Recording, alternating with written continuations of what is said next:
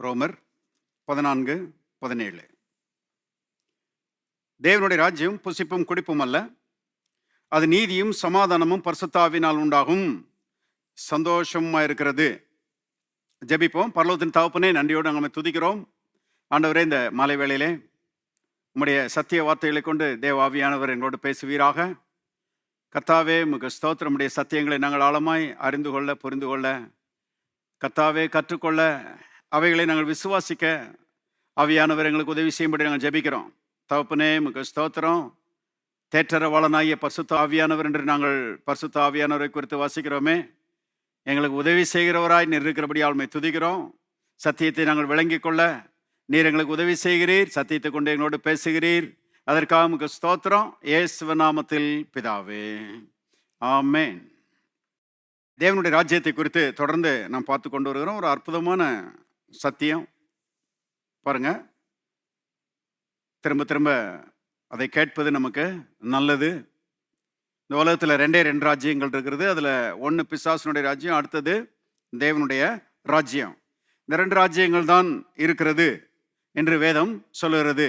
பாருங்க, தேவனுடைய ராஜ்யத்தினுடைய தலைவர் இயேசு, பிசாசனுடைய ராஜ்யத்தினுடைய தலைவன் சாத்தான்.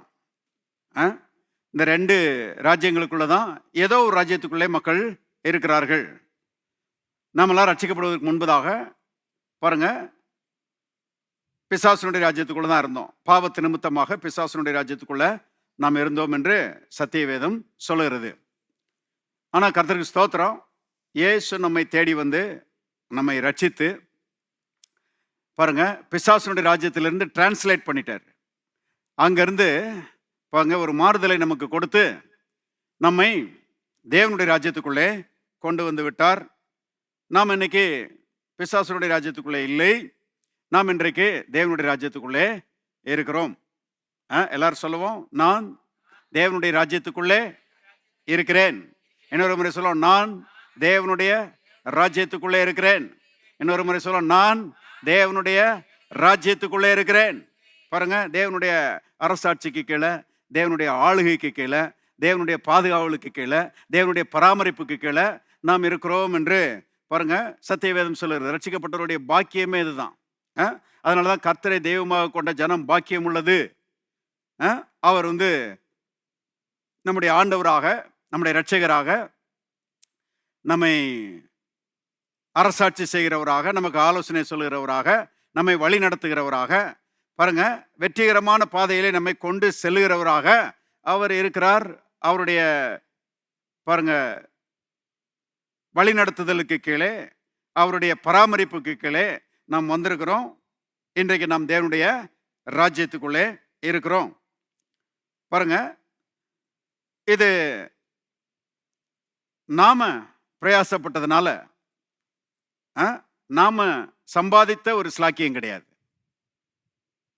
சிலர் பார்த்தீங்கன்னா, பிரதர் நான் 7 நாள் உபவாசம் இருந்து கர்த்தருடைய சமூகத்தில் கண்ணீர் விட்டு அழுதேன் பிரதர், பாவத்தெல்லாம் அறிக்கையிட்டேன், அதனால நான் ரட்சிக்கப்பட்டேன் அப்படின்னு சொல்லுவாங்க.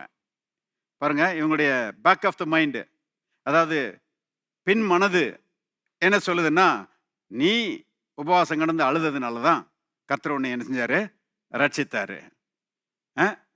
நீ கண்ணீர் விட்டதுனால தான் கர்த்தர் உன்னைய ரட்சித்தாரு. நீ இவ்வளவு பிரயாசப்பட்டதுனால தான் உனக்கு ரட்சிப்பு கிடைச்சிச்சு அப்படின்னு சொல்லி பாருங்க, பிசாசனுடைய ஒரு பொய்ய அநேகர் நம்பிக்கொண்டிருக்கிறார்கள். பாருங்க, உபவாசம் கிடந்திருக்கலாம், ஜெபிச்சிருக்கலாம், அதெல்லாம் இல்லைன்னு நம்ம சொல்லலை. ஆனால் இவங்க உபவாசம் கிடந்ததுனால, இவங்க ஜெபிச்சதுனால இவங்க ரட்சிக்கப்படலை. பாருங்க, கர்த்தர் இவர்களை சந்தித்ததுனால ரட்சிக்கப்பட்டிருக்கிறாங்க. எத்தனை பேர் ஆமென் சொல்றீங்க? வேதம் அருமையாக சொல்லுகிறது, நீங்கள் என்னை தெரிந்து கொள்ளவில்லை, நான் உங்களை தெரிந்து கொண்டேன். பாருங்க, நீங்க பிறக்கிறதுக்கு முன்னாடியே, உங்க தாத்தா பாட்டிலாம் பிறக்கிறதுக்கு முன்னாடியே, உலகத் தோற்றத்துக்கு முன்பதாகவே தேவன் கிறிஸ்துவுக்குள் உங்களை தெரிந்து கொண்டார் என்று வேதம் சொல்லுகிறது. கர்த்தர் பாருங்க, நீங்க பிறக்கிறதுக்கு முன்னாடியே உங்களை தெரிந்து கொண்டதுனாலதான் குறிப்பிட்ட காலத்துல நீங்க அவருக்கு செவி கொடுத்தீர்கள், உங்க உள்ளத்தை திறந்தீர்கள். பாருங்க, இயேசுவே நீர் ஆண்டவர் என்று அறிக்கையிட்டீர்கள். அது நிமித்தமாக நீங்க என்ன செஞ்சீங்க, ரட்சிக்கப்பட்டீங்க. அப்ப இது நம்முடைய பலத்தினால நம்முடைய பிரயாசத்தினால உண்டானதல்ல, தேவனுடைய கிருபையினாலே. எல்லாரும் சொல்லுவாங்க தேவனுடைய கிருபையினாலே. தேவனுடைய கிருபையினாலே ஒரு அன்பின் அடிப்படையிலே அருமையானவர்களே நாம் ரட்சிக்கப்பட்டிருக்கிறோம் என்பதை பாருங்க, ஒரு நாளும் மறந்துடக்கூடாது. திருப்பவும் உபாகமத்தின் புஸ்தகம் 7ஆம் அதிகாரம் 7, 8 ஐயா வசனங்களை பாருங்க. சகல ஜனங்களிலும் நீங்கள் திரட்சியான ஜனம் என்று கர்த்தர் உங்கள் பேரில் அன்பு வைத்து உங்களை தெரிந்து கொள்ளவில்லை. நீங்கள் சகல ஜனங்களிலும் கொஞ்சமாய் இருந்தீர்கள். கர்த்தர் உங்களில் அன்பு கூர்ந்ததினாலும் உங்கள் பிதாக்களுக்கு இட்ட ஆணையை காக்க வேண்டும் என்பதனாலும் கர்த்தர் பலத்த கையினால் உங்களை புறப்பட பண்ணி அடிமைத்தன வீடாகிய எகிப்து நின்று அதனுடைய ராஜாவான பார்வோனின் கை நின்றும் உங்களை மீட்டு கொண்டார். பாருங்க, நீங்க ரொம்ப திரட்சியான ஜனம். அதாவது நிறைய இருக்கிறீங்க, நல்ல வளமா இருக்கிறீங்க, நல்ல செயலா இருக்கிறீங்க, ரொம்ப அன்பு கூறப்படத்தக்க ஆட்களா இருக்கிறீங்க, லவ்லி பீப்புள், அன்பு கூறப்படத்தக்க ஆட்களா இருக்கிறீங்க. இப்படியெல்லாம் பார்த்து தேவன் உங்களை என்ன செய்யல, ரட்சிக்கலையாம். அன்னைக்கு பார்த்துங்க, அரசியல் தலைவர்கள்லாம் இருக்கிறாங்க இல்லையா, அவங்க இந்த சின்ன சின்ன கூட்டங்களெல்லாம் தங்களோட சேர்த்துக்கிட மாட்டாங்க, அது கூட போய் சேர்ந்துக்கிட மாட்டாங்க. இருக்கிறதுல யார் பெருங்கூட்டமோ அந்த ஆட்கள் பக்கம்தான் போய் சேருவாங்க. ஏன்னா அவங்களுடைய ஓட்டு கிடைக்கும். பாருங்க, ஓட்டை வாங்கி அமைச்சர் ஆயிடலாம். சின்ன கூட்டத்தோட போய் ஐடென்டிஃபை பண்ணா அவங்களோட போய் சேர்ந்துக்கிட்டா பாருங்க, இவங்க போடுற ஓட்டு பத்தாது, ஆளு எலெக்ஷன்ல தோத்து போயிடுவாரு. ஆகவே இருக்கிறதுல பெருங்கூட்டம் மக்களை தான் போய் சார்ந்து கொள்வார்கள். ஆனா கர்த்தர் அப்படி கிடையாது. கர்த்தர் இருக்கிறதுல பெருங்கூட்டத்தோட சேரல, திரட்சியான ஜனமா இருக்கிறீங்கன்னு சொல்லி பார்த்து கர்த்தர் சேரல. பாருங்க, இருக்கிறதுல கொஞ்சம் ஜனம் ஆபிரகாமின் சந்ததி 70 பேரா எகிப்துக்கு போனாங்கன்னு நம்ம வேதத்துல வாசிக்கிறோம். அப்புறம் 400 வருஷத்துல பாருங்க ஒரு 30 லட்சம் ஜனங்களா என்ன செஞ்சாங்க, மாறினாங்க. அதுவும் கூட அந்த பெருக்கம் ஏற்பட்டது கர்த்தருடைய கிருபையினாலதான். பார்வோனே ஆச்சரியப்படுகிற விதத்தில் இவங்க பெருகினார்கள் என்று வேதத்திலே நம்ம வாசிக்கிறோம். ஆனா ஆபிரகாமின் சந்ததி ஒரு சின்ன கூட்டம். உலக மக்கள் தொகையை கணக்கிட்டு பார்க்கும்போது இந்த இஸ்ரவேல் மக்கள் ரொம்ப சின்ன கூட்டம். இங்க ரொம்ப அருமையான வாசிக்கிறோம். நீங்க சகல ஜனங்களிலும் கொஞ்சமா இருந்தீர்கள். அப்படி கொஞ்சமா இருந்தாலும் கர்த்தர் உங்களில் அன்பு கூர்ந்தபடினாலே பாருங்க, உங்களை அடிமைத்தன வீடாகிய எகிப்து நின்றும் அதன் ராஜாவாகிய பார்வோனின் கை நின்றும் உங்களை மீட்டு கொண்டார். எதன் அடிப்படையில் இவங்க மீட்கப்பட்ட ஜனங்களா இருந்தாங்க? கர்த்தருடைய அன்பின் அடிப்படையில். கர்த்தர் இவங்க மேல அன்பு கூர்ந்ததுனால இவங்க ரட்சிக்கப்பட்டிருந்தாங்க. நல்லா கவனிங்க, இவங்க கர்த்தரிடத்தில் அன்பு கூர்ந்ததுனால ரட்சிக்கப்பட்டாங்கன்னு போடல. கர்த்தர் நம்ம இடத்துல முந்தி அன்பு கூர்ந்தாரு, நம்ம பிந்தி அன்பு கூறுகிறோம். எத்தனை பேர் ஆமென் சொல்றீங்க? அதுதான் ரட்சிப்பின் வாழ்க்கை இல்லையா? ஆனா நாம அவரை முதல்ல நேசிக்கல, நாம அவரை விட்டுட்டு ஓடணும். நாலாம் பாருங்க, ஏசப்பா விட்டுட்டு ஓடினேன் நான். ஆனா அவருடைய கிருபை, அவருடைய காருண்யம் பின்னால என்னை பிடிச்சு இழுத்து தன்னோடு சேர்த்து கொண்டார் அன்பின் நிமித்தமாக. பாருங்க, இந்த அன்பின் அடிப்படையில் தான் நம்ம ரட்சிக்கப்பட்டிருக்கிறோம். பாருங்க, தேவனுக்கு நம்ம ஓட்டு தேவையே இல்லை இல்லையா? ஏன்னா அவர் ஏற்கனவே ராஜாதி ராஜா தான், ஒருத்தனும் அவரை ஜெயிக்க முடியாது, சிங்காசனத்திலிருந்து தள்ளவும் முடியாது. அதனால நம்ம ஓட்டு அவருக்கு தேவையே இல்லை. அவருடைய காருண்யமும் அவருடைய கிருபையும் தான் நமக்கு தேவையா இருக்கிறது.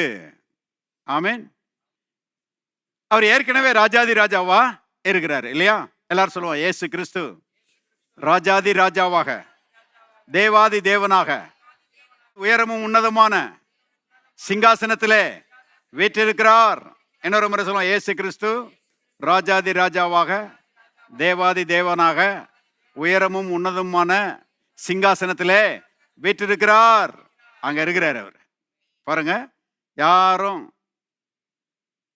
அந்த சிங்காசனத்தை அசைக்கவே முடியாது. சிங்காசனத்தை பக்கத்திலே நெருங்க முடியாது. அப்பேற்பட்ட சிங்காசனத்தில் இயேசு வீற்றிருக்கிறார். ஆகவே நம்ம தயவு அவருக்கு தேவை இல்லை, அவருடைய கிருபை, அவருடைய காருண்யம் நமக்கு தேவை. அருமையானவர்களே, இதுல ஆச்சரியப்படத்தக்க விஷயம் என்னன்னா, அவர் நம் மீது அன்பு கூர்ந்தார். அவருடைய அன்பினாலே அருமையானவர்களே நாம் தெரிந்து கொள்ளப்பட்டோம். அவருடைய அன்பினாலே நாம் ரட்சிக்கப்பட்டோம். அவருடைய அன்பினாலே நாம் மீட்கப்பட்டோம் என்பதை தெரிந்து கொள்ளுங்கள். கர்த்தருடைய அன்பு ரொம்ப ஆச்சரியமான ஒரு விஷயமா இருக்குது வேதத்தில். நான் அடிக்கடி சொல்லுகிறத மறுபடியும் சொல்லுகிறேன்.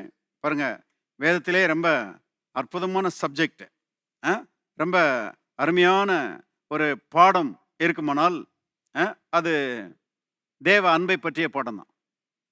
மற்ற பாடங்கள்லாம் அதுக்கு பின்னால தான். பாருங்க, அதனால தான் என் பிள்ளைகள்கிட்ட நான் சொல்லும்போது கூட வேத வசனங்களை ஆராய்ந்து படிங்க. விசேஷமா தேவ அன்பை குறித்த வேத வசனங்களை ஆராய்ந்து படிங்க. விகில்ஸ் பாஸ்டர்ட்டையும் பாருங்க, ஒரித்தாட்டையும் இதை நான் ரெகுலராக சொல்வது உண்டு. பாருங்கள், ஏன்னா வேதத்தில் எழுதப்பட்டிருக்கிறது, அவருடைய அன்பின் அகலம் நீளம் ஆழம் உயரம் என்னதென்று உணர்ந்து கொள்வதற்காக அவர் நமக்கு பிரகாசமுள்ள மனக்கண்களை தந்தரள வேண்டும் என்று அப்போஸ்தலனாகிய பவுல் என்ன செய்கிறாரு? விசுவாசிகளுக்காக ஜெபம் பண்றாரு. இது விளங்கிடுச்சுன்னா, தேவ அன்பின் அகலம் நீளம் ஆழம் உயரம் என்னதென்று விளங்கிடுச்சுன்னா வாழ்க்கை ரொம்ப ஸ்திரமான வாழ்க்கையா மாறிடும். பாருங்க, பிசாசின் சக்திகள் பாருங்க அப்படிப்பட்ட விசுவாசியை மேற்கொள்ளவே முடியாது. வேதத்தில் எழுதப்பட்டிருக்கிறது, தேவ அன்பு ஒரு காலம் தோற்று போகாது. ஆமென். வாழ்க்கையில் எத்தனை பேர் ஜெயிக்க விரும்புகிறீர்கள்? ஜெயிக்க விரும்புகிற தேவனுடைய பிள்ளைகள் பாருங்க, தேவ அன்பு என்னதென்று அறிந்து கொள்ள வேண்டியது அவசியமா இருக்கிறது. பாருங்க, கர்த்தருடைய அன்பு மடங்கடிக்கப்பட்டவர்களை தேடி வருகிறது. சமுதாயத்திலே தாழ்ந்து கிடக்கிறவர்களை, ஒதுக்கப்பட்டவர்களை தேடி வந்து தம்மை அவர்களுக்கு வெளிப்படுத்தி அவர்களை ரட்சிக்கிறது. அதுதான் தேவனுடைய அன்பு. பாருங்க, அதனாலதான் சங்கீதம் 113 நம்ம விதமாக வாசிக்கலாம். 7ஆம் வசனம் பாருங்க, அவர் சிறியவனை புழுதியிலிருந்து தூக்கி விடுகிறார், எளியவனை குப்பையிலிருந்து உயர்த்துகிறார், அவனை பிரபுக்களோடும் தமது ஜனத்தின் அதிபதிகளோடும் உட்கார பண்ணுகிறார். பாருங்க, 6ஆம் வசனம் பாருங்க, அவர் வானத்திலும் பூமியிலும் உள்ளவர்களை பார்க்கும்படி தம்மை என்ன செய்கிறார்? தாழ்த்துகிறார். ஒரு மொழிபெயர்ப்பு சொல்றது, ரொம்ப குனிஞ்சு பார்க்கிறாராம். தேவன் அருமையானவர்களே, அவருடைய அன்பு நிமித்தமாக மனுமக்களை ஆசீர்வதிக்கும்படி பாருங்க அப்படி குனிஞ்சு பார்க்கிறாராம். அதுலயும் விசேஷமா எங்க தாழ்ந்தவன் கிடக்குறான், எங்க தாழ்த்தப்பட்டு கிடக்குறான், எங்க கஷ்டப்படுகிறவன் இருக்கிறான், எங்க ஏழ்மைத்தனத்துல உழண்டுட்டு கிடக்கிறவன் இருக்கிறான்னு சொல்லி அவ்விதமாக தேவன் என்ன செய்கிறாராம்? பார்க்கிறாராம். ஏன் அப்படி பார்க்கிறாருன்னா, அங்கிருந்து அவனை தூக்கணும் என்கிற ஒரு கண்ணோட்டத்தோடு, அங்கிருந்து அவனை தூக்கி எடுத்து அவனை வாழ வைக்கணும் என்கிற ஒரு மனப்பான்மையோடு, ஒரு அன்பின் உணர்வோடு, ஒரு மனதுருக்கத்தோடு தேவன் அருமையானவர்களே தன்னை தாழ்த்துகிறார் என்று எழுதப்பட்டிருக்கிறது. அவர் உயர்ந்த தேவன். அருமையானவர்களே, யோசித்து பாருங்க, ஆச்சரியத்திலையும் ஆச்சரியமா இருக்குது, கிரகிக்க முடியாத பாருங்க காரியமா இருக்கிறது கர்த்தருடைய காரியங்கள். எவ்வளவு நட்சத்திரங்கள், எவ்வளவு பாருங்க கோலங்கள், வானங்களை பார்த்தா என்ன விஸ்தாரமா இருக்குது. இதெல்லாம் தேவன் படைத்த தேவன். அவர் எவ்வளவு விஸ்தாரமான ஆளா இருப்பாரு, அவர் எவ்வளவு பெரியவரா இருப்பாரு. யோசித்து பாருங்க, அவ்வளவு பெரிய தேவன் பரலோகத்திலே சிங்காசனத்திலே வீற்றிருந்து சர்வத்தையும் ஆளுகை செய்கிறார் என்று 103ஆம் சங்கீதம் சொல்லுகிறது. கவனியுங்கள், அப்பேற்பட்ட தேவன் இந்த சின்ன மனுஷனை பாருங்க பார்க்கும்படி தன்னைத்தானே தாழ்த்துகிறார், குனிஞ்சு பார்க்கிறாராம். ஆச்சரியமா இருக்குது. இதுல ரட்சிக்கப்பட்ட தேவனுடைய பிள்ளைகள் யாருன்னு கேட்டீங்கன்னா, அவருடைய கண்களிலே கிருபை பெற்றவர்கள். அப்படி குனிஞ்சு பார்க்கும்போது நாமெல்லாம் அவருக்கு தெரிஞ்சிருக்கிறோம். ஆகவே நம்மை பார்த்ததுனால இன்னைக்கு நாம ரட்சிக்கப்பட்டிருக்கிறோம். எத்தனை பேர் சந்தோஷமா இருக்கிறீங்க? என்னை பார்த்ததுனால நான் ரட்சிக்கப்பட்டிருக்கிறேன், உங்களை பார்த்ததுனால நீங்க நினைச்சிருக்கிறீங்க ரட்சிக்கப்பட்டிருக்கிறீங்க. கவனிங்க, ரொம்ப அருமையா சொல்லப்பட்டிருக்கிறது. அவர் சிறியவனை புழுதியிலிருந்து தூக்கி விடுகிறார். கிடக்கிறது புழுதி. பாருங்க, எளியவனை குப்பையிலிருந்து உயர்த்துகிறார். கிடக்கிறது குப்பை. புழுதியிலையும் குப்பையிலையும் கிடக்கிறான். அருமையானவர்களே, அங்க இருந்து கர்த்தர் அவனை என்ன செய்யறாராம்? தூக்குறாராம். இதுதான் ரட்சிப்பு. ரட்சிப்பை பற்றி பாருங்க, நன்றாய் விளங்கிக் கொள்ள வேண்டும். பரிசேயரிடத்துல இயேசு பேசும்போது சொல்றாரு, நான் நீங்கள் தாழ்விலிருந்து உண்டானவர்கள், நான் உயர்விலிருந்து உண்டானவன் சொல்றாரு. மேல இருந்து வந்தாராம். பாருங்க, எதுக்குன்னா இந்த தாழ்ந்து கிடக்கிற மனுஷனை தூக்குவதற்காக அருமையானவர்களே அவர் வந்தார் என்று எழுதப்பட்டிருக்கிறது. இன்னைக்கு சமுதாயத்தில் பாருங்க, தாழ்ந்து கிடக்கிறவங்களை உயர்த்தணுன்ற ஒரு எண்ணம் உடையவர்கள் ரொம்ப கொஞ்சமாக தான் இருக்கிறாங்க. ஆனா அப்படிப்பட்ட எண்ணம் உடையவர்கள் பாக்கியவான்கள். ஏன்னா அது தேவனுடைய எண்ணம். எப்படியாவது பாருங்க, ஏழை ஜனங்களுக்கு என்ன செய்யணும்? உதவி செய்யணும். பாருங்க, பெரிய பாஸ்டருக்காக நான் கர்த்தரை துதிக்கிறேன். அவர் கூட கிட்டத்தட்ட 35 ஆண்டுகளுக்கு மேலாக இருக்கிறேன். ஆனால் அவருடைய ஒரு நல்ல ஒரு உள்ளம் பாருங்க. சபைக்கு வருகிற மக்கள் ஆசீர்வதிக்கப்படணும். ஏழையில வந்தவங்கெல்லாம் கூட கர்த்தரால் ஆசீர்வதிக்கப்பட்டு அவங்க உயர்த்தப்பட வேண்டும், பண விஷயத்தில் அவர் ஆசீர்வதிக்கப்பட வேண்டும் என்கிற ஒரு உயர்ந்த ஒரு எண்ணம், ஒரு உள்ளம் அவரிடத்துல இருக்குது பாருங்க. அப்படி இருக்கிறதுனால ஜெபம் பண்ணார்னா அதை தான் ஜெபம் பண்ணுவார் இல்லையா? உள்ளத்துல இருக்கிறது தானே மனுஷன் ஜெபம் பண்ணுவான் பாருங்க. ஆகவே அப்படி ஜெபிச்சதுனால இன்னைக்கு இந்த ஊழியங்கள் ரொம்ப வித்தியாசமா இருக்குது. எத்தனையோ ஏழைகள், அருமையானவர்களே, ஏன் கண்ணு முன்னாடியே நாம் பார்த்த ரீதியிலேயே எத்தனையோ நூற்றுக்கணக்கான ஏழைகள் இங்க வந்தவங்க ஆசீர்வதிக்கப்பட்டு இன்னைக்கு நல்லா இருக்கிறாங்க பாருங்க. அதுக்கு காரணம் அருமையானவர்களே, தேவனுடைய எண்ணத்தை தன்னுடைய எண்ணமாக மாற்றிக்கொண்ட ஒரு ஊழியக்காரர். இன்னைக்கு நிறைய ஊழியக்காரங்க அப்படி இல்லை. ஆனா அப்படி இருக்கணும் என்பதுதான் தேவனுடைய விருப்பம். மக்கள் ஆசீர்வதிக்கப்பட வேண்டும், அவங்க நல்லா இருக்கணும், அவங்களுடைய கைகளின் பிரயாசம் ஆசீர்வதிக்கப்படணும், அவங்க நிறைய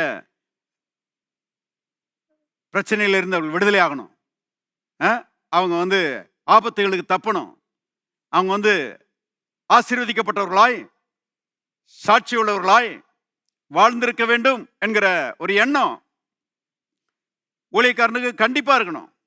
ஏன்னா அது கர்த்தருடைய எண்ணம். கர்த்தர் எவ்வளவு நல்லவர் பாருங்க.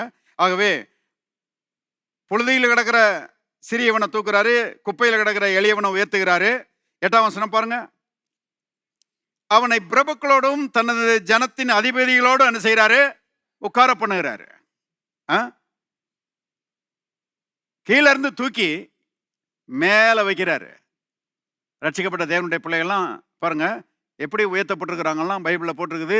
கிறிஸ்துவுடனே கூட உயிர்ப்பிக்கப்பட்டு உன்னதங்களிலே அவருடனே கூட உட்கார வைக்கப்பட்டிருக்கிறார்கள் பாருங்க. சிலர் எனக்கு இன்னும் வர வேண்டிய உயர்வு வரலையே பாஸ்டர், நான் உயர்வை எதிர்பார்த்துட்டு இருக்கிறேன் அப்படின்னு சொல்லி சிலர் சொல்லலாம். ஆனால் நான் சொல்கிறேன், ஏற்கனவே உங்களுக்கு உயர்வு வந்து விட்டது. ரட்சிப்பின் மூலமாக கர்த்தர் உங்களை ஏற்கனவே உயர்த்திட்டாரு. உயர்ந்த ஸ்தானத்தில் தான் நினைச்சிருக்கிறாரு, வச்சிருக்கிறாரு. நீங்க என்ன சொல்றீங்க? உலக பிரகாரமான உயர்வை பற்றி பேசிட்டு இருக்கிறீங்க. அது கர்த்தருக்கு ஒண்ணுமே கிடையாது பாருங்க. ஏற்கனவே ராஜாதி ராஜாவாகி இயேசுவோட ரட்சிப்பின் மூலமாக நம்மை உன்னதங்களிலே நினைச்சிருக்கிறாரு, உட்கார வைத்திருக்கிறார் என்று எபேசியர் 2ஆம் அதிகாரம் சொல்லுகிறது. ஆண்டவரே, என்னை கிறிஸ்துவுடனே கூட உயிர்ப்பித்து உன்னதங்களிலே அவரோடு கூட உட்கார வைத்தபடியால் உமக்கு நன்றி. எத்தனை பேர் ஆமென் சொல்றீங்க? அப்படி சொல்லி பாருங்க. உலக பிரகாரமான உயர்வெல்லாம் கர்த்தருக்கு ஒண்ணுமே கிடையாது. அருமையானவர்களே, அனுபவபூர்வமா நான் பார்த்துட்டேன்.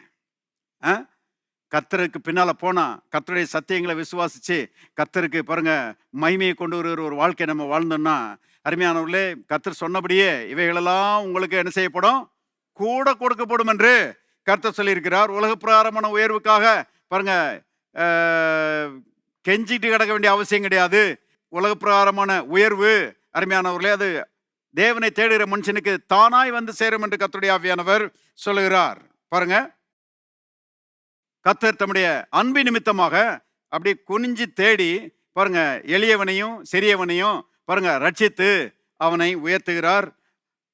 நம்ம இங்க வாசிக்கிறோம், அவனை பிரபுக்களோடும் ஜனத்தின் அதிபதிகளோடும் உட்கார வைக்கிறார் என்று எழுதப்பட்டிருக்கிறது. எத்தனை பெரிய தேவனுடைய அன்பு யோசித்து பாருங்க. இதைத்தான் கிருபை என்று வேதம் சொல்லுகிறது. கிருபை என்பது தகுதி இல்லாதவர்களுக்கு காண்பிக்கப்படுகிற தயவு. ஐ ஆம் குவாலிஃபைடு அப்படின்னா கர்த்தர் சொல்றாரு, no no no, you are disqualified. இந்த பரிசேயர்களாக இருக்கிறாங்க பார்த்தீங்களா, அவங்களுடைய என்னன்னா எல்லாரும் டிஸ்குவாலிஃபைடு, நாங்கள் தான் குவாலிஃபைடு அப்படின்னு சொல்லி அவங்க யோசிக்கிறாங்க. கர்த்தர் சொல்றாரு, நீங்கள் தான் டிஸ்குவாலிஃபைடு. ஏன்னா எங்களுக்கு தகுதி இருக்குது. இல்லை இல்லை இல்லை, தேவ கிருபை தகுதி இல்லாதவர்களுக்கு என்ன செய்யுது, கிடைக்குது.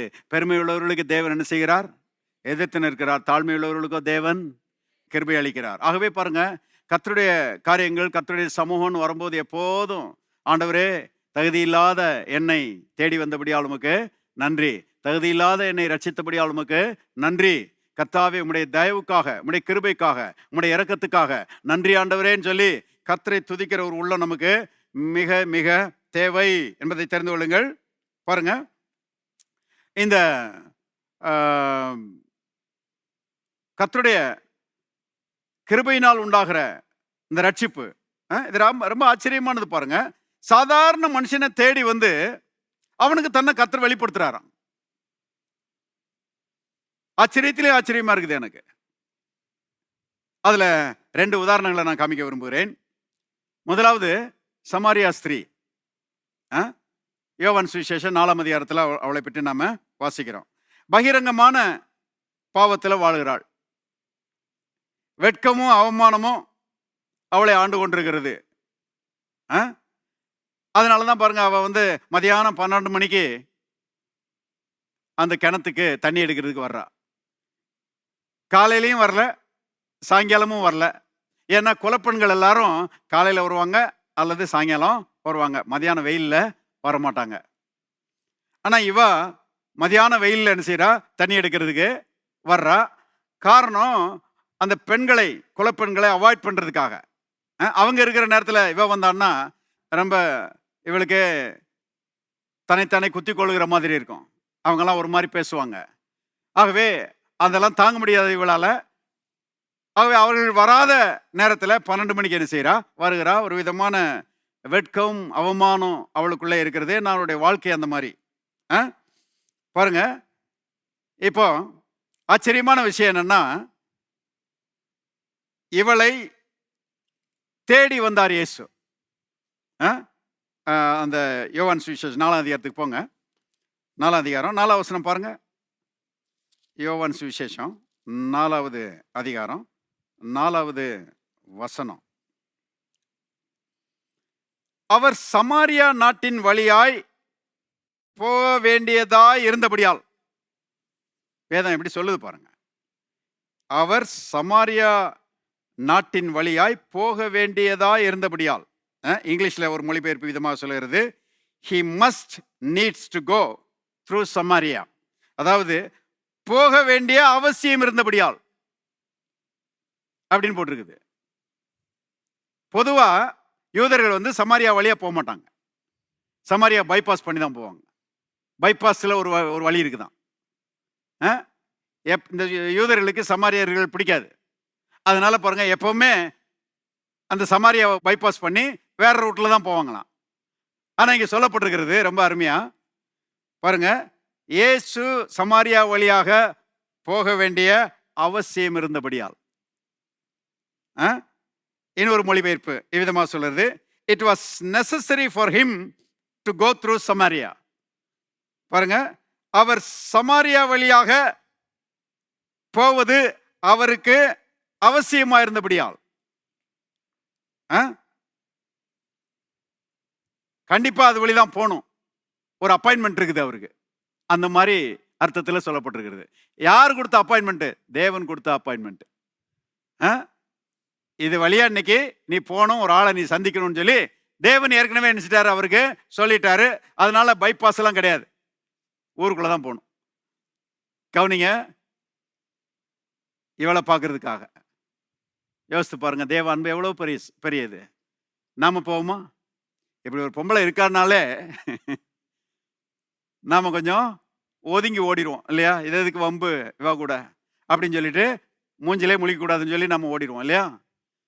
ஆனா தேவாதி தேவன் பாருங்க, இயேசு கிறிஸ்து இவளை பார்க்கறதுக்கே வர்றாரு. வந்து பாருங்க, அவ கூட பேசுகிறாரு.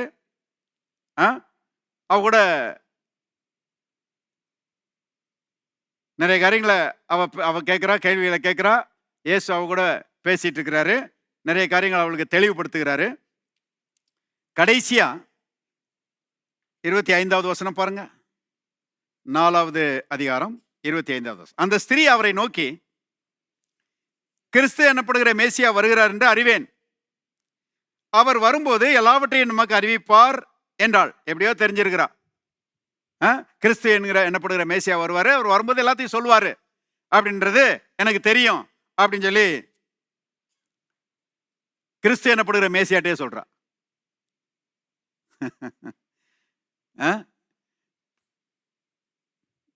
உங்க பேர் தெரியாம உங்க பேரை சொல்லி வந்து இன்னார நான் பார்க்கணும்னு சொல்லி உங்ககிட்ட கேட்டாங்கன்னா நீங்க என்ன சொல்லுவீங்க? நான் தாங்க அது அவரு அப்படின்னு சொல்லுவீங்க இல்லையா? அந்த மாதிரி கிறிஸ்தியனப்படி மேசியா வருவார்னு சொல்லி ஒரு டவுட்ஃபுல், ஒரு அவளுக்கு ஒரு எக்ஸ்பெக்டேஷன், ஒரு எதிர்பார்ப்பு இருக்குது. ஆனா இவர் தான் அவர்னு தெரியாம அவர்கிட்டே சொல்றா. இப்ப பாருங்க, அவர் சொல்றாரு 26வது வசனம். அதற்கு இயேசு, எல்லாரும் சேர்ந்து வாசிங்க, உன்னுடனே பேசுகிற நானே அவர் என்றார். அம்மா நான் தான்ப்பா அந்த ஆளு அப்படின்னு சொல்லி பாருங்க, அவளுக்கு தன்னை என்ன செய்கிறாரு? வெளிப்படுத்துகிறார். ரொம்ப அந்தம்மா அந்த மேசியா. ஆச்சரியமா இருக்குது. பரிசேயர்கிட்ட போய் ஆற்றையும் போய் இந்த மாதிரி வெளிப்படுத்தல, பிலாத்துட்ட போய் சொல்லல, ஏரோதுட்ட போய் நான் தான் மேசியான்னு சொல்லல. பாருங்க, சதுசேயர்கள் இருந்தாங்க, வேதபாரர்கள் இருந்தாங்க, பரிசேயர்கள் இருந்தாங்க, ஒருத்தர்ட்டையும் போய் நான் தான் மேசியான்னு சொல்லல. ஆனா சமுதாயத்தினால் ஒதுக்கப்பட்டவள் பாருங்க, தாழ்ந்து கிடக்கிறவா, இவளை தேடி வந்து அவளுக்கு தன்னை என்ன செய்யறாரு? வெளிப்படுத்துகிறாரு. நான் சொல்லுறேன், உங்களுக்கும் எனக்கும் அப்படிப்பட்ட ஒரு வெளிப்பாட்டை தான் கற்றுக் கொடுத்துருக்கிறாரு. பாருங்க, இருக்கிறதுல பெரிய பணக்காரங்களையும் பெரிய அந்தஸ்து நிறைஞ்சவங்களையும் தேடி போகாம சாதாரண மக்களாக இருந்த நம்மை தேடி வந்திருக்கிறாரு, நம்மை ரட்சித்திருக்கிறாருன்னா எவ்வளோ பெரிய கிருபை பாருங்க. அதனால தான் அவங்கள எல்லாரையும் பார்க்கல நாம பாக்கியவான்கள். கர்த்தரால் ரட்சிக்கப்பட்ட ஜனமே உனக்கு ஒப்பானவன் யார்? இஸ்ரவேலே நீ பாக்கியவான். எல்லாரும் சொல்லுவோம், நான் இஸ்ரவேலன், நான் பாக்கியவான், எனக்கு ஒப்பானவன் ஒருவனும் இல்லை. இன்னொரு முறை சொல்லணும், நான் இஸ்ரவேலன், நான் பாக்கியவான், எனக்கு ஒப்பானவன் ஒருவனும் இல்லை. ஏன் அப்படின்னா தேவாதி தேவனே பாருங்க நம்மை சந்தித்து தம்மை நமக்கு வெளிப்படுத்தி இருக்கிறாரு. அப்படி வெளிப்படுத்தினதுனால தான் நாம் இன்னைக்கு என்ன செய்கிறோம்? ரட்சிக்கப்பட்டிருக்கிறோம். என்ன பெரிய ஒரு அற்புதமான தேவனுடைய அன்பு. யோசித்து பாருங்க. அப்புறம் இந்த வெளிப்பாட்டை பெற்றுட்டு அவ போறா, போய் பாருங்க ஊரையே கூட்டிட்டு வந்துடுறா இயேசுநாதர்ட்ட. இன்னொரு உதாரணம், யோவான் 9ஆம் அதிகாரத்துக்கு போங்க, 1வது வசனம் பாருங்க. அவர் அப்புறம் போகையில், எல்லாரும் சேர்ந்து வாசிக்கலாம், பிறவிக்குருடனாகிய ஒரு மனுஷனை கண்டார். பாருங்க, பிறவிக்குருடன் மேல ஒரு கண்ணு அவருடைய கண் விழுது பாருங்க. பிறவிக்குருடனாகிய ஒரு மனுஷனை கண்டார் என்று வேதத்தில் வாசிக்கிறோம். பாருங்க, பார்த்துட்டு பைபிளில் நம்ம வாசிக்கிறோம், உமிழ் நீரினாலே பாருங்க மண்ணை எடுத்து உமிழ் நீரினாலே சேறு உண்டாக்கி அதை அவன் கண்களில் பூசுறாரு. பூசிட்டு அவங்கிட்ட சொல்றாரு, சீலோவாம் குளத்தில் போய் கழுவிட்டு வாப்பான்னு சொல்லி அனுப்புறாரு. இவன் வந்து பாருங்க கிளம்பி போறான். சீலோவாம் குளத்தில் போய் அந்த சகதியை கழுவுறான். கண்ணு திறந்துருச்சு. 2 கண்களும் நல்லா அனுசரிச்சு திறந்துருச்சு. அருமையானவர்களே, பிறவி குருடன் அவனை பற்றி பரிசேயர்கள் என்ன சொல்றாங்கன்னா, முழுவதும் பாவத்தில் பிறந்த நீயா எங்களுக்கு போதிக்கிறாய் அப்படின்னு சொல்லி அவனை பற்றி சொல்றாங்க. என்னன்னா, முழுசா பாவி நீ, நாங்கெல்லாம் பெரிய நீதிமான்கள், நாங்கெல்லாம் பெரிய பரிசுத்தவான்கள், நாங்கெல்லாம் தேவனால் தெரிந்து கொள்ளப்பட்டவர்கள் அப்படின்னு சொல்லி இந்த பரிசேயர்களுக்கெல்லாம் அப்படியே ஒரு பெருமை பாருங்க. இவனை பார்த்து சொல்றாங்க, நீ வந்து முழு பாவின்றாங்க. ஆனா அந்த முழு பாவியை தான் தேடி வந்திருக்கிறார் இயேசு. அவனுங்களெல்லாம் விட்டுட்டு இந்த முழு பாவியின் இடத்துல பாருங்க வந்து அவன் கண்களில் சேறு உண்டாக்கி போய் கழுவிட்டு வைப்பான்னு சொல்றாரு. அவன் கழுவிட்டு வர்றான். கண்ணு 2 பிறவி குருடன் அருமையா பார்க்குறான். யோசிச்சு பாருங்க.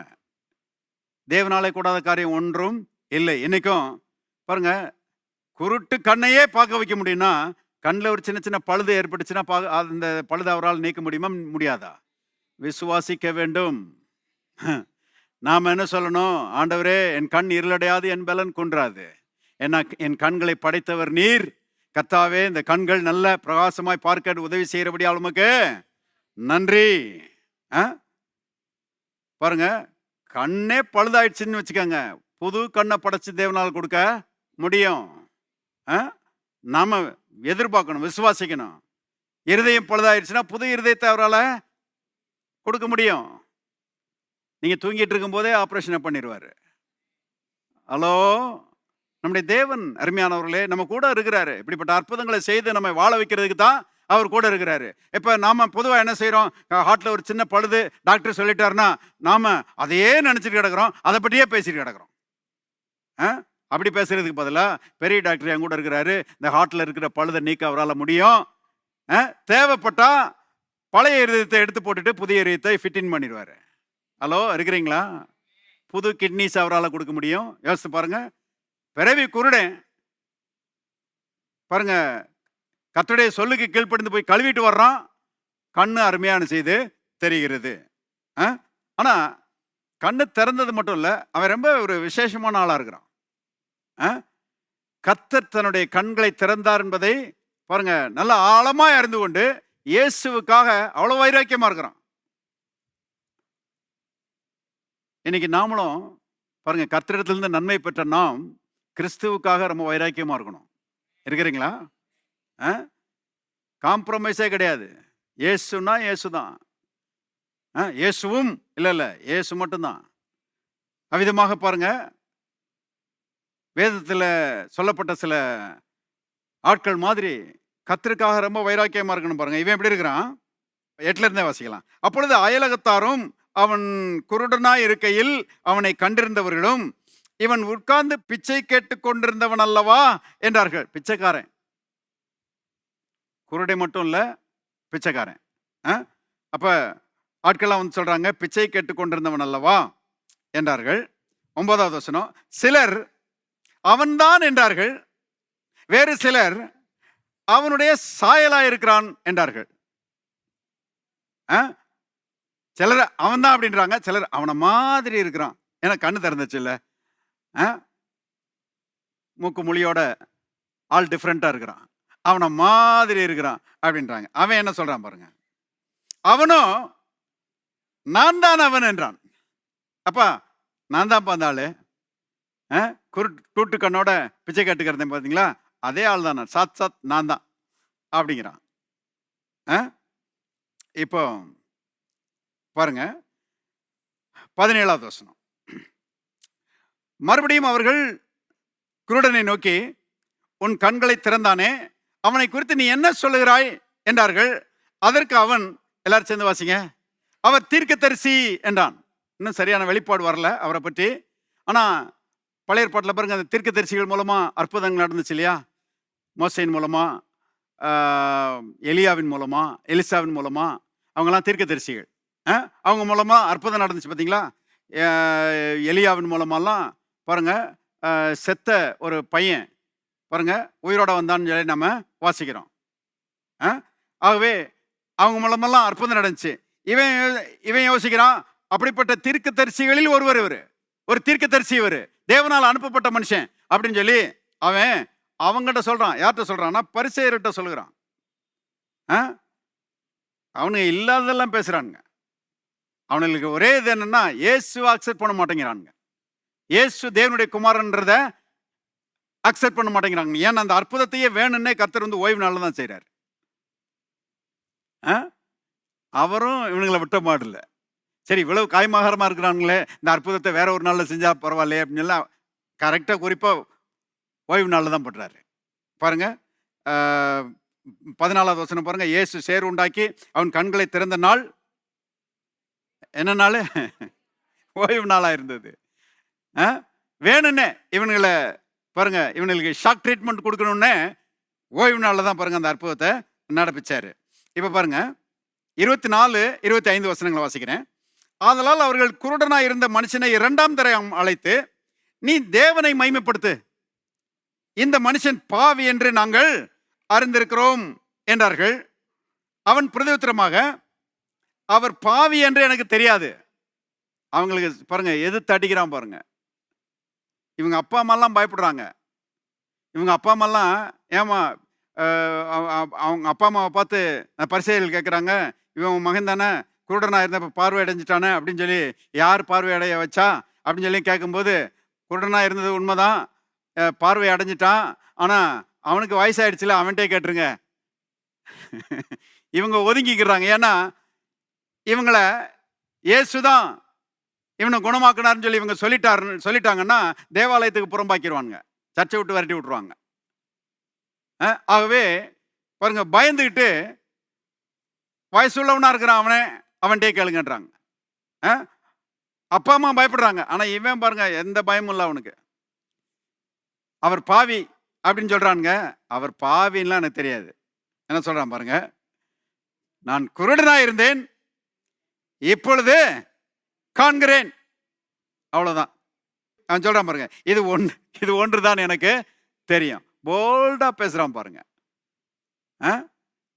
இன்னைக்கும் பாருங்க, கர்த்தரிடத்திலிருந்து அற்புதத்தை பெற்றுக்கொண்ட நாம், ரட்சிக்கப்பட்ட நாம் பாருங்க, சாட்சி சொல்லும்போது ரொம்ப போல்டா சொல்லணும். இயேசுதான் என்னை ரட்சித்தாரு, இயேசுதான் என்னைய வாழ வச்சிருக்கிறாரு, இயேசுதான் என்னைய ஆசீர்வச்சிருக்கிறாரு, இயேசுதான் என்னைய உயர்த்தி இருக்கிறாரு. 100% அவர் தான் இருக்கிறீங்களா பாருங்க. அந்த மாதிரி ஒரு உறுதியோடு இருக்கிறான். நிறைய நீங்கள் வீட்டில் போய் வாசித்து பாருங்க, ரொம்ப அருமையான அதிகாரம். 28ஆம் வசனத்தில் பார்ப்போம். அப்பொழுது அவர்கள் அவனை வயதுன்னா அவனை திட்டுறானுங்க. வயது, நீ அவனுடைய சீஷன், நாங்கள் மோசையினுடைய சீஷர், மோசையுடனே தேவன் பேசினார் என்று அறிவோம். எல்லாரும் சேர்ந்து வாசிங்க. இவன் எங்கே இருந்து வந்தவன் என்று அறியோம் என்றார்கள். இயேசுவை பற்றி சொல்றாங்க, இவன் எங்க இருந்து வந்தான்னு எங்களுக்கு தெரியாதுன்ற மாதிரி பாருங்க, அவரை மட்டுப்படுத்துகிற ரீதியில பேசுகிறாங்க. இப்போ இவன் பேசுறான். அதற்கு அந்த மனுஷன், அவர் என் கண்களை திறந்திருந்தும் அவர் எங்கே இருந்து வந்தவர் என்று நீங்கள் அறியாதிருக்கிறது ஆச்சரியமான காரியம். என்னங்க அது, இவ்வளோ பெரிய அற்புதத்தை செஞ்சிருக்கிறாரு, இவர் எங்க இருந்து வந்தாருன்னு உங்களுக்கு தெரியலையா? அப்படி தெரியாம இருந்தா பெரிய ஆச்சரியமா இருக்குது. உங்க மாம்ச கண்ணு தான் திறந்திருக்குது, உங்க ஆவிக்குரிய கண்கள் குருடாவே இருக்குது அப்படின்ற மாதிரி பேசுறான். 31, பாவிகளுக்கு தேவன் செவி கொடுக்கிறது இல்லை என்று அறிந்திருக்கிறோம், ஒருவன் தேவ பக்தி உள்ளவனாயிருந்து அவருக்கு சித்தமானதை செய்தால் அவனுக்கு செவி கொடுப்பார். என்ன மாதிரி பேசுறான் பாருங்க, பெரிய பிரசங்கியா மாதிரி பேசுறான். இப்போ 32, பிறவிக்குருடனுடைய கண்களை ஒருவன் திறந்தான் என்று உலகம் உண்டானது முதல் கேள்விப்பட்டதில்லையே. என்னைக்காவது கேள்விப்பட்டிருக்கிறீங்களா பிறவிக்குருடனுடைய கண்களை ஒருத்தன் திறந்தான்னு? ஆனா இயேசு இன்னைக்கு எனக்கு அதை செஞ்சிருக்கிறாரே. அப்படியானால் பாருங்க, சொல்றான் பாருங்க 33வது வசனம், அவர் தேவனிடத்திலிருந்து வராதிருந்தால் ஒன்றும் செய்ய மாட்டாரே என்றான். அதாவது என்ன சொல்றான், இவங்க அவர் யாரிடத்திலிருந்து எங்க இருந்து வந்தாருன்னு எங்களுக்கு தெரியாதுன்றான் சொல்லி அவன்கிட்ட சொல்றாங்க. இவன் சொல்றான், அவர் தேவனிடத்திலிருந்து வந்தவர் அப்படின்னு சொல்லி அடின்னு அடிக்கிறான் பாருங்க. அதனால என்ன பண்ணிட்டானுங்க, அவனை தள்ளி விட்டானுங்க. 34, அவர்கள் அவனுக்கு பிரயோஜனமாக, முழுவதும் பாவத்தில் பிறந்த நீ எங்களுக்கு போதிக்கிறோயோ என்று சொல்லி அவனை புறம்பே தள்ளி விட்டார்கள். மக்கள் தள்ளி விட்டுறலாம், ஆனா பைபிள்ல போட்டிருக்குது, என்னிடத்தில் வருகிறவனை நான் புறம்பே தள்ளுகிறதில்லை. கர்த்தர் தான் தஞ்சம் சொல்லி கர்த்தர்ட்ட வரும்போது பாருங்க, கர்த்தர் நம்மளை என்ன செய்கிறாரு, ஏற்றுக்கொள்கிறாரு. உலகம் நம்மளை வெறுத்தாலும் பரவாயில்ல, கர்த்தர் நம்மை சேர்த்துக்கொள்கிற தேவனாய் இருக்கிறார். 35, அவனை அவர்கள் புறம்பே தள்ளிவிட்டதை இயேசு கேள்விப்பட்டு அவனை கண்டபோது, நீ தேவனுடைய குமாரனிடத்தில் விசுவாசமாய் இருக்கிறாயா என்றார். அதற்கு அவன், ஆண்டவரே, அவரிடத்தில் நான் விசுவாசமாய் இருக்கும்படிக்கு அவர் யார் என்றான். இயேசு அவனை நோக்கி, நீ அவரை கண்டிருக்கிறாய். எல்லாரும் சேர்ந்து வாசிங்க. உன்னுடனே பேசுகிறவர் அவர்தான் என்றார். 38 உடனே அவன், ஆண்டவரே விசுவாசிக்கிறேன் என்று சொல்லி அவரை பணிந்து கொண்டான். இந்த பிறவி குருடனை சோகமாக்கி இவனுக்கு தன்னை வெளிப்படுத்துறார். நான் சொன்னேன் இல்லையா, இவங்கெல்லாம் சேர்ந்து அவனை முழுப்பாவின்னு சொல்றாங்க. இந்த முழுப்பாவிக்கு தன்னை என்ன செய்றாரு, கர்த்தர் வெளிப்படுத்துகிறாரு. அப்படி வெளிப்படுத்துறதுனால தான் இவன் ரட்சிக்கப்பட்டான். அந்த சமாரியா ஸ்திரீ ரட்சிக்கப்பட்டான். பாருங்க, இப்படி இயேசு தன்னை வெளிப்படுத்தலைன்னா யாரும் ரட்சிக்கப்பட மாட்டாங்க. இந்த பரிசேயர் இடத்துல ஒரு குரூப் பார்த்து இயேசு சொல்லும்போது, நானே அவர் என்று நீங்கள் விசுவாசிக்கவில்லை என்றால் உங்கள் பாவங்களிலே நீங்கள் சாவீர்கள் அப்படின்னு சொல்லி சொல்றாரு.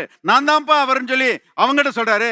அவங்க அடுத்த வசனத்தில் கேட்குறாங்க, நீர் யாரு அப்படின்னு சொல்லி கேட்குறாங்க. பாருங்க, அவர் சொன்னதை ஏற்றுக்கொள்ளலை. ஆனால் சமாரியா ஸ்திரீ ஏற்றுக்கொண்டா ரட்சிக்கப்பட்டா, இந்த பிறவி குருடனை ஏற்றுக்கொண்டா ரட்சிக்கப்பட்டான். நீங்களும் நானும் ஏற்றுக்கொண்டா நாம் ரட்சிக்கப்பட்டிருக்கிறோம். இருக்கிறீங்களா? எத்தனை பேர் ஆமென் சொல்றீங்க? அதனால தான் பாருங்க, ரட்சிக்கப்பட்டு இந்த அற்புதமான தேவனுடைய ராஜ்யத்துக்குள்ள இருக்கிறோம். என்னாலும் பாருங்க, கர்த்தருக்கு மகிமையை செலுத்துவதற்கு நம்ம ஒருபோதும் மறக்கக்கூடாது. பைபிளில் போட்டிருக்கு, மேன்மை பாராட்டுகிறவன் கர்த்தரை குறித்தே மேன்மை பாராட்ட கடவன். என்னாலும் பாருங்க, இந்த தேவனுடைய அன்பை நினைத்து அவரை துதிக்கிறவர்களாக நாம் இருக்க வேண்டும் என்று கர்த்தர் விரும்புகிறார். இப்போ 91ஆம் சங்கீதத்துக்கு போவோம். 91ஆம் சங்கீதம் போன வாரம் பார்க்க ஆரம்பித்தோம். தேவனுடைய ராஜ்யத்துக்குள்ளே இருக்கிற நன்மைகளை பற்றி அங்கே வாசிக்கிறோம் இல்லையா? 91ஆம் சங்கீதத்தில் 6ஆம் வசனம் வரைக்கும் பார்த்தோம். எல்லாத்தையும் ஆழமாக பார்க்க முடியாது, நான் அதுக்கு நேரம் இல்லை. கொஞ்சம் சத்தியங்களை கொஞ்சம் வேகமாக பார்த்து கொண்டு வருகிறோம். இப்போ 7ஆம் வசனத்திலிருந்து வாசிக்கிறேன். 7ஆம் வசனத்திலிருந்து 12ஆம் வசனம் வரைக்கும்.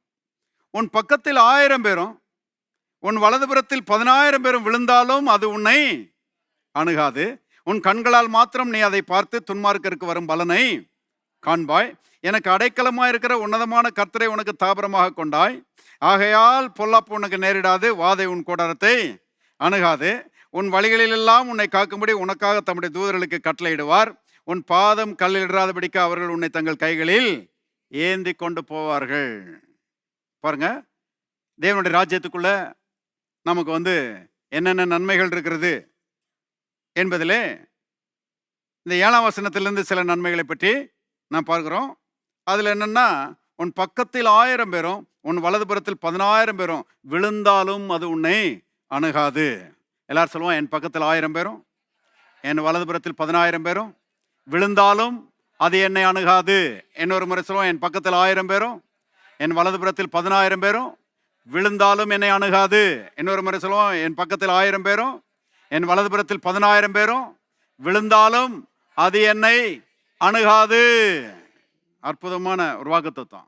பாருங்க, இந்த 1000 10,000 பேர் என்பது 1000 பேரும் 10,000 பேரும் விழுந்தாலும் உடனே பக்கத்தில் பொத்து பொத்து விழுகிறத பற்றி சொல்லலை. 1000 பேரும் 10,000 பேரும் நமக்கு விரோதமாய் படையெடுத்து வருகிறதை பற்றி சொல்லப்பட்டிருக்கிறது.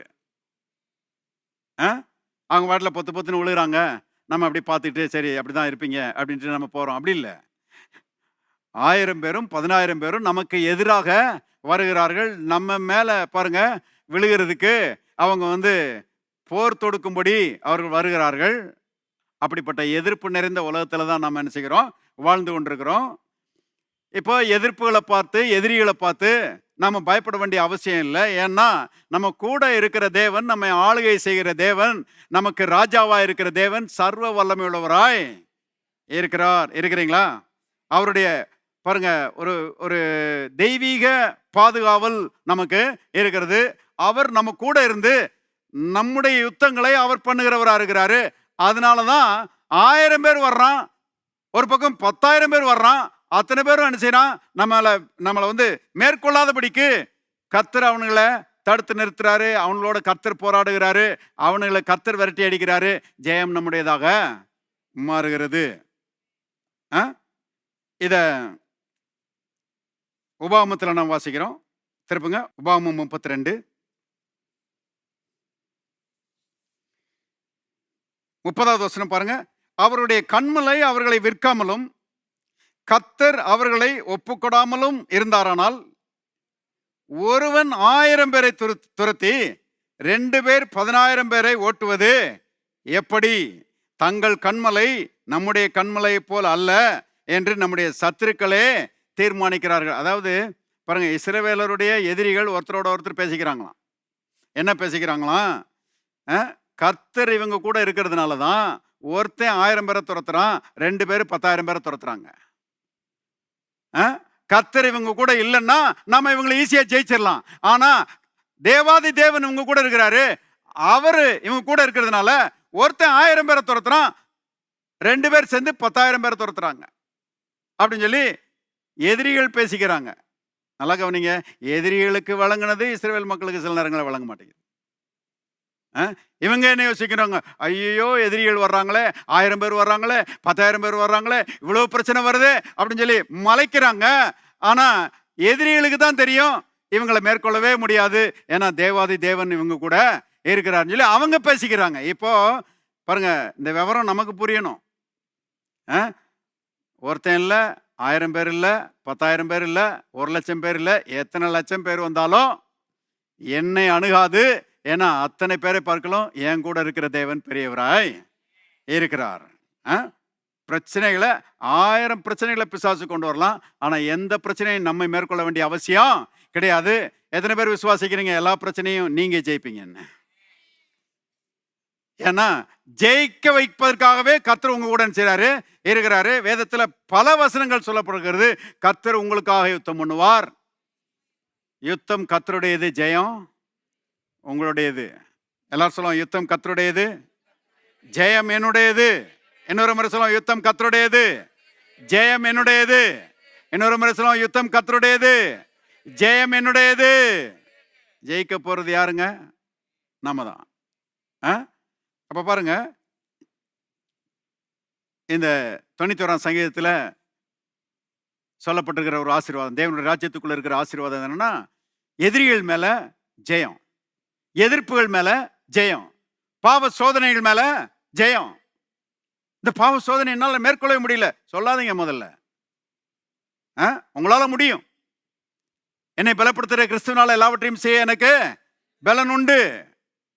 சிலர் பாருங்க, ரட்சிக்கப்பட்டிருப்பாங்க, ஆனா அடிமைத்தனத்திலே இருப்பாங்க, பாவத்தின் அடிமைத்தனத்திலேயே உழந்துட்டு கிடப்பாங்க. கிடக்க வேண்டிய அவசியம் இல்லை. உள்ளத்துக்குள்ள ஒரு ஆசை இருக்குது, இதை விட்டு வெளியே வந்தா நல்லா இருக்குமே, இதுல இருந்து விடுதலை ஆனா நல்லா இருக்குமே என்ற ஆசை இருக்குது. ஆனா நிறைய பேருக்கு அதுல இருந்து வெளியே வர முடியல. வெளியே வர முடியும். பாருங்க, முடியலன்னு சொல்ல வேண்டிய அவசியம் இல்லை, அப்படி யோசிக்க வேண்டிய அவசியம் இல்லை. இது ரொம்ப பொல்லாத ஒரு பிசாசுனுடைய கட்டா இருக்கு பிரதர், இதுல இருந்து என்னால விடுதலையா ஆகவே முடியலன்னு சொல்லி அப்படி அங்கலாய்க்க வேண்டிய அவசியம் இல்லை. அது எத்தனை எதிரியா இருந்தாலும் சரி, அது எவ்வளவு வல்லமையான சோதனையா இருந்தாலும் சரி, எல்லா சோதனைகளையும் ஜெயிக்கக்கூடிய பலனை கர்த்தர் ஏற்கனவே உங்களுக்கு நினைச்சிருக்கிறாரு, தந்திருக்கிறாரு. உங்களை பலப்படுத்துகிற கிறிஸ்துவனாலே எல்லாவற்றையும் செய்ய உங்களுக்கு பலன் உண்டு, பலன் உண்டு. ஆகவே நான் எதுக்கும் அடிமைப்பட மாட்டேன். பவுல் அப்படிதான் சொல்றாரு, எல்லாவற்றையும் அனுபவிக்க எனக்கு அதிகாரம் உண்டு, ஆனால் ஒன்றுக்கும் நான் அடிமைப்பட மாட்டேன் அப்படிங்கிறாரு. ஆண்டவருடைய பிள்ளைகள் எதுக்கு யாருக்கும் அடிமையா இருக்க வேண்டிய அவசியம் இல்லை. எந்த பிசாசுனுடைய அருமையானவர்களே சோதனைக்கும், எந்த பிசாசுனுடைய தீமைக்கும் நம்ம அடிமையா இருக்க வேண்டிய அவசியம் கிடையாது. கர்த்தர் நம்மை விடுதலையாக்குகிற கர்த்தராய் இருக்கிறார். நமக்கு அந்த பிசாசுனுடைய அந்த கட்டுகள் மேலே ஜெயத்தை கர்த்தர் ஏற்கனவே தந்திருக்கிறாரு. ஒருத்தன் எத்தனை பேரை துரத்துவாங்க? யோசித்து பாருங்க. ஒரு ஆள் 1000 பேரை துரத்தணும்னா அந்த ஆள் எவ்வளவு பவர்ஃபுல்லா இருக்கணும். 2 பேர் சேர்ந்து, அதுலயும் விசேஷமா 2 பேருன்னு சொல்லும் போது ஹஸ்பண்ட் அண்ட் ஒய்ஃப், அவங்க தான் பெஸ்ட் டீம். பாருங்க, இந்த ஹஸ்பண்ட் அண்ட் ஒய்ஃப் இவங்க 2 பேரா சேர்ந்தாங்கன்னா பாருங்க, 10,000 பேர் என்ன செய்யலாம்? துரத்தி விட்டுறலாம். ஸ்ட்ரென்த் இன்க்ரீஸ் ஆகுது. யூனிட்டி ஸ்ட்ரென்த்னு சொல்லுவாங்க. பாருங்க, வல்லமை அதிகரிக்கிறது. 10,000 பேர் ஓடணும்னா அந்த 2 பேர்ட்ட எவ்வளவு வல்லமை இருக்கணும் யோசித்து பாருங்க. சூப்பர் நேச்சுரல் பவர், இயற்கைக்கு அப்பாற்பட்ட வல்லமை, அது தேவனுடைய வல்லமை. பாருங்க, அது விசுவாசியோடு கூட இருக்கிறது, அது விசுவாச குடும்பத்துக்குள்ளே இருக்கிறது. விசுவாசிக்கணும், நம்பணும். ஐயோ ஒன்றும் முடியல பிரதர், பிரச்சனை ஓவரா இருக்குது பிரதர் அப்படின்னு தான் இன்னைக்கு பொதுவாக ஆவிக்குரிய மக்கள் என்ன செய்றாங்க, பேசுறாங்க. பிரச்சனையை பற்றியே பேசக்கூடாது. பிரச்சனை வராமல் இருக்காது, ஆனா நீங்க கர்த்தரை பற்றி பேசணும். கர்த்தர் உங்க கூட இருக்கிறாரு. ஒரு பிரச்சனை இல்ல, 1000 பிரச்சனையை விரட்டி அடிக்க உங்களால முடியும். இருக்கிறீங்களா? இருந்த ஒரு ஆமென் சொல்லுங்க. யோசிச்சு பாருங்க. சர்வ வல்லமையுள்ள தேவன் நம்ம கூட இருக்கிறாரு. அவருடைய பலன் நம்ம கூட இருக்குது. அதனால இயற்கைக்கு அப்பாற்பட்ட ஒரு சக்தி, ஒரு வல்லமை நம்ம கூட இருக்கிறதுனால, எதிரி எவ்வளவு பெரிய ஆளா இருந்தாலும் சரி, எதிர்ப்பு எவ்வளவு பெரிய எதிர்ப்பா இருந்தாலும் சரி, நாம தான் அதை ஜெயிப்போம். ஏன்னா அப்படி ஜெயிக்கக்கூடிய பலனையும் ஆற்றலையும் வல்லமையும் கர்த்தர் நமக்கு ஏற்கனவே தந்திருக்கிறாரு. நம்ம கூட தான் கர்த்தர் இருக்கிறார். அதனாலதான் நம்ம வாசிக்கிறோம் இல்லையா, சங்கீதம் 91 உன்னதமானவரின் மறைவில் இருக்கிறவன் சர்வ வல்லருடைய நிழலில் தங்குவான். கர்த்தருக்குள்ளதான் தங்கி இருக்கிறோம். வந்துட்டு போறதில்ல, அவருக்குள்ளேயே தான் இருக்கிறோம். பாருங்க, இன்னைக்கும் அவருக்குள்ளதான் இருப்போம், நாளைக்கும் அவருக்குள்ளதான் இருப்போம், அடுத்த வருஷமும் அவருக்குள்ளதான் இருப்போம், இன்னும் 10 வருஷம் கழிச்சு அவருக்குள்ளதான் இருப்போம், இன்னும் 100 வருஷம் கழிச்சு அவருக்குள்ளதான். ஹலோ, இருக்கிறீங்களா? அவருக்குள்ள கொண்டு வந்துட்டாரு நம்மள. அவருக்குள்ளதான் இருக்கிறோம். கவனிங்க. அப்ப அவருடைய பலன் நம்முடைய பலன். அப்ப நம்ம போகும்போது வரும்போது என்ன சொல்லணும்? கர்த்தரின் ஜீவனின் பலனானவர். எல்லாரும் சொல்லுவோம், கர்த்தரின் ஜீவனின் பலனானவர், கர்த்தரின் ஜீவனின் பலனானவர், கர்த்தரின் ஜீவனின் பலனானவர். சொல்ல சொல்ல சொல்ல அருமையானவர்களே, பலன் இன்க்ரீஸ் ஆகுது. ஏன்னா நம்முடைய விசுவாசத்தின் அடிப்படையில் தான் கர்த்தர் வேலை செய்யறாரு. நீங்க அவர் பலமுள்ளவராய், உங்களுக்கு பலனை அருளி செய்கிறவராய் கூட இருந்தோம், நீங்க பலவீனத்தை பற்றியே பேசிட்டு இருந்தீங்கன்னா அவர் உங்களுக்கு பலனை கொடுக்கவே முடியாது. அதனாலதான் நாம் வாசிக்கிறோம், பலவீனன் எவனும் தன்னை பலவான் என்று சொல்வானாக, விசுவாசிப்பானாக, அறிக்கை செய்வானாக. அப்பொழுதுதான் கர்த்தர் அவருடைய பலனை என்ன செய்ய முடியும்? கொடுக்க முடியும். மாறாத பிரமாணம். நாம ஆட்கள் சின்ன ஆட்களா இருக்கலாம், எதிரி பெரியவங்களா இருக்கலாம். ஆனா கர்த்தர் நம்ம கூட இருக்கிறதுனால அவ்வளோ பெரிய எதிரியையும் நாம லேசான செய்யலாம், ஜெயிக்கலாம். இதுல நிறைய உதாரணங்கள் இருக்குது. எல்லாத்தையும் அதை பார்க்க போறதுனால அது ஒரு 2 மாசத்துக்கு பிரசங்கம் பண்ணணும். கவனிங்க, நான் 1 2 சொல்றேன். ஆபிரகாம் இருக்கிறானே, அவன் ஒரு இடத்துல குடியிருந்த போது அவனுக்கு ஒரு செய்தி வருகிறது. ஒருத்தன் வந்து சொல்றான், இந்த சோதோமின் ராஜாக்களை மற்ற ஒரு 4 ராஜாக்கள் வந்து மேற்கொண்டு சோதோமில் இருக்கிற பொருட்கள்லாம் எடுத்துட்டு போயிட்டாங்க, அது மட்டுமல்ல மனிதர்களையும் சிறைப்பிடிச்சிட்டு போயிட்டாங்க அப்படின்னு வந்து ஆபிரகாம்கிட்ட சொல்றான். உடனே ஆபிரகாமுக்கு என்னன்னா, இந்த சோதோமின் மனிதர்கள் சிறைப்பட்டு போனாங்களே, அதுல அன்னை மகன் லோத்து இருக்கிறான், அவன் குடும்பம் இருக்குது, அவனும் பிடிக்கப்பட்டு போயிட்டான்னு கேள்விப்பட்ட மாத்திரத்தில் அவ்வளோ பெரிய ஆர்மி படைகள் வந்து 4 ராஜாக்களை மேற்கொண்டு சோதோமில் இருக்கிற பொண்ணு வெள்ளியெல்லாம் எடுத்துக்கிட்டு மனிதர்களையும் சிறைப்பிடிச்சிட்டு போனாங்கன்னா, சாதாரண மனுஷன் இவன் ஆபிரகாம், இவன்லாம் சண்டை போட்டுலாம் பழகல. இவன் யோசிப்பான், என்ன பண்றது, அவ்வளோ பெரிய ஆட்கள் வந்து பிடிச்சிட்டு போனாங்கன்னா நான் என்ன பண்றது அப்படின்னு யோசிக்காம அவன் யோசிக்கிறான், கர்த்தர் என் கூட இருக்கிறாரு, அந்த கர்த்தர் எனக்காக யுத்தம் பண்ணி அந்த படையை மேற்கொள்வதற்கு கர்த்தர் கிருபை செய்வார்னு சொல்லி வீட்டில் இருக்கிற 318 வேலைக்காரங்க, அத்தனை பேரும் மண்வெட்டி பிடிக்கிறவனுங்க, சட்டிப்பானை கழுவுறவனுங்க, அவனுங்களை கூட்டிக்கிட்டு பாருங்க, 318 பேரை கூட்டிக்கிட்டு அவ்வளவு பெரிய படைகளை எதிர்கொள்வதற்கு ஆபிரகாம் போறான். போய் அவங்க வர்ற வழியில பாருங்க பதுங்கி இருந்து, பைபிள்ல போட்டிருக்கு, அவங்க மேல பாஞ்சு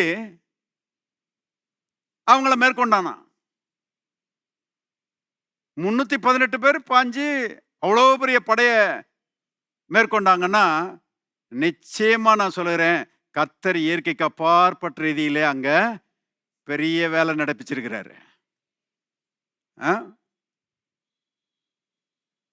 நான் அதை ஒரு நாளைக்கு பிரசங்கம் பண்றேன். பாருங்க, கர்த்தர் பெரியவர். பாருங்க, அவர் எதிரிகளை மடங்கடிக்கிறதுக்கு பல வேலைகளை செய்ய வல்லவராக இருக்கிறாரு. ஒரு இடத்துல பார்த்தீங்கன்னா, எதிரியுடைய பாளையத்தில் பெரிய பெரிய கல்லுகள்லாம் வந்து விழுந்துச்சான். அந்த கல்லுகளை தூக்கி போட்டது யாருங்க? தேவதூதர்கள் தான். அவன் பார்த்து பயந்து ஓடி போயிட்டானுங்களாம். ஐயோ, இவங்க கடவுள் நமக்கு விரோதமா யுத்தம் பண்றான்னு சொல்லி பயந்து ஓடி போயிட்டானுங்களாம். பாருங்க, ஆபிரகாமுடைய சார்பில் நிறைய தேவதூதர்கள் அங்கே வந்திருப்பாங்க. ஏன்னா ஒரு தேவதூதனே 1,85,000 பேரை ஒரு ராத்திரியில் வெட்டி போட்டான்னு பைபிளில் வாசிக்கிறோம். நிறைய தேவதூதர்கள் அங்கே வந்திருப்பாங்க. வந்து ஆபிரகாமுடைய சார்பில் அந்த படைகளை மடங்கிடிச்ச மாத்திரத்தில் ஆபிரகாமை பற்றி எழுதப்பட்டிருக்கிறது, எல்லா பொருட்களையும் எல்லா மனிதர்களையும் திருப்பி கொண்டு வந்தான்.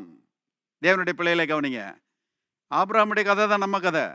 உங்ககிட்ட இருந்து சில காரியங்களை பிசாசு பறிச்சுட்டு போயிருக்கலாம், சில நஷ்டங்களை ஏற்படுத்தி இருக்கலாம். ஆனா கர்த்தருடைய பலத்தினால, கர்த்தருடைய வல்லமையினால உங்ககிட்ட இருந்து பறிபோன எல்லாவற்றையும் நீங்கள் திருப்பி கொண்டு வருவீர்கள். ஹல்லேலூயா. விசுவாசிக்கணும். பாருங்க, விசுவாசத்துல பாருங்க, தளர்ச்சியே இருக்கக்கூடாது. போச்சுங்க, அது அவ்வளவுதான், இனிமே கிடைக்காது. இல்ல, ஒருவேளை போயிருக்கலாம், கர்த்தர் என்ன செய்யலாம், திருப்பி கொண்டு வர வல்லவரா இருக்கிறாரு. அவருடைய வல்லமை உங்களுடைய வல்லமையா இருக்கிறது. இப்ப விசுவாசிங்கன்னா எதெல்லாம் இழந்து போனீங்களோ எல்லாம் திரும்ப வரும். கர்த்தருடைய ஆவியானவர் கொண்டு வருவார். இருக்கிறீங்களா? நகையை நீங்க இழந்திருக்கலாம், அந்த நகை திரும்ப வரும். பணத்தை நீங்க இழந்திருக்கலாம், அந்த பணம் திரும்ப வரும். உறவுகளை நீங்க இழந்திருக்கலாம், அந்த நல்ல உறவுகள் திரும்ப வரும். இருக்கிறீங்களா? பாருங்க, என்னென்ன நல்ல காரியங்கள் எல்லாம் நீங்க இழந்திருக்கிறீங்களோ எல்லாவற்றையும் கர்த்தர் திரும்ப கொண்டு வர வல்லவராய் இருக்கிறார். ஏன்னா உங்களுடைய சார்பில் கர்த்தர் யுத்தம் பண்ணுகிறவராய் இருக்கிறாரு. எல்லாத்தையும் திருப்பி கொண்டு வந்தான்.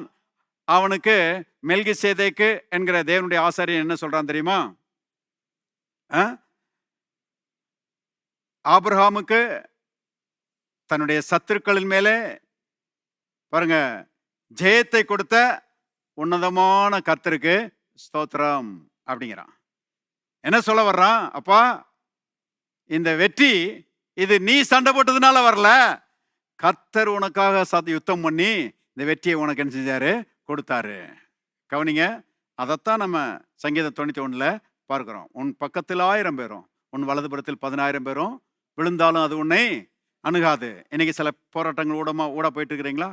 குடும்பத்தில் சில போராட்டமா இருக்குது பாஸ்டர், வேலை பார்க்குற ஸ்தலத்தில் ஒரு போராட்டமா இருக்குது, கையின் பிரயாசங்கள்ல ஒரு போராட்டமா இருக்குது, தனிப்பட்ட ரீதியில சில போராட்டமா இருக்குது, பிசாசனுடைய போராட்டமா இருக்குதுன்னு சொல்லி நினைக்கிறீங்களா? நான் சொல்லுகிறேன், அத்தனை போராட்டத்தையும் விரட்டி அடிச்சு பாருங்க, உங்களுக்கு பரிபூர்ண ஜெயத்தை கொடுக்கும்படி கர்த்தாதி கர்த்தர் உங்க கூட இருக்கிறார். இருக்கிறீங்களா? அவருடைய வல்லமை உங்க கூட இருக்குது. இப்ப நீங்க என்ன சொல்லணும்னா, என் பக்கத்தில் 1000 பேரும் என் வலதுபுறத்தில் 10,000 பேர் விழுந்தாலும் அது என்னை அணுகாது. பிள்ளைகளே, நீங்கள் தேவனால் உண்டாயிருந்து அவர்களை ஜெயித்தீர்கள், ஏனெனில் உலகத்தில் இருக்கிறவனில் உங்களுக்குள் இருக்கிறவர் பெரியவர். ஆமேன். எல்லாம் தயவு செய்தனர். பரலோகத்தின் தகப்பனே, நன்றியோடு நாம துதிக்கிறோம். கர்த்தாவே, உமக்கு ஸ்தோத்திரம். உம்முடைய தயவு, உம்முடைய கிருபை, உம்முடைய காருண்யம் எத்தனை பெரியது. ஆண்டவரே, உமக்கு ஸ்தோத்திரம். அன்றைக்கு சமாரியா ஸ்திரியை தேடி வந்தது போல, அன்னைக்கு அந்த பிறவி குருடனை தேடி வந்து உம்மை அவனுக்கு வெளிப்படுத்தினது போல, ஆண்டவரே, தகுதியற்ற எங்களுக்கு உம்மை வெளிப்படுத்தி ரட்சித்து இந்த அற்புதமான தேவனுடைய ராஜ்யத்துக்குள்ளே எங்களை கொண்டு வந்த உம்முடைய அன்புக்காக நன்றி செலுத்துகிறோம். இன்றைக்கு உம்முடைய அரசாட்சிக்கு கீழே, உம்முடைய பாதுகாவலுக்கு கீழே, உம்முடைய பராமரிப்புக்கு கீழே, கர்த்தாவே, நீர் கொடுக்கிற நன்மைகளுக்கு கீழே, கர்த்தாவே, உம்முடைய ராஜ்யத்துக்குள்ளே நாங்கள் இருக்க கர்த்தாவே, நீர் எங்களுக்கு கிருபை செய்தபடியால் நன்றி. இந்த ராஜ்யத்துக்குள்ளே ஏராளமான நன்மைகள் இருக்கிறது. அதில் ஒன்று, ஆண்டவரே, எதிரிகள் மேலே ஆண்டவரே எங்களுக்கு ஜெயத்தை நீர் வைத்திருக்கிறபடி ஆள்முக ஸ்தோத்திரம். பக்கத்தில் 1000 பேரும் வலதுபுறத்தில் 10,000 பேர் விழுந்தாலும் அது உன்னை அணுகாது என்று சொன்னதே கர்த்தாவே. அப்படிப்பட்ட ரீதியிலே எங்களுக்கு ஜெயத்தை கொடுக்கிற தேவன், எல்லா பிரச்சனைகளையும் ஜெயிக்க எங்களுக்கு பலனை கொடுக்கிற தேவன். ஆண்டவரே, உமக்கு ஸ்தோத்திரம். சத்துருக்களை துரத்துவீர்கள் என்று சொன்னீரே, இயேசுவின் நாமத்தை கர்த்தாவை நாங்கள் உச்சரிக்கிறோம், இயேசுவின் நாமத்தை பயன்படுத்துகிறோம். எல்லா சத்துருக்களையும் துரத்தி அடிக்கிறோம், எல்லா எதிர்ப்புகளையும் விரட்டி அடிக்கிறோம், ஜெயம் எடுக்கிறோம் இயேசுவின் நாமத்தினாலே. ஜெயம் தந்திருக்கிறீர், அதற்காக நன்றி. இயேசுவின் நாமத்தில் பிதாவே, ஆமென்.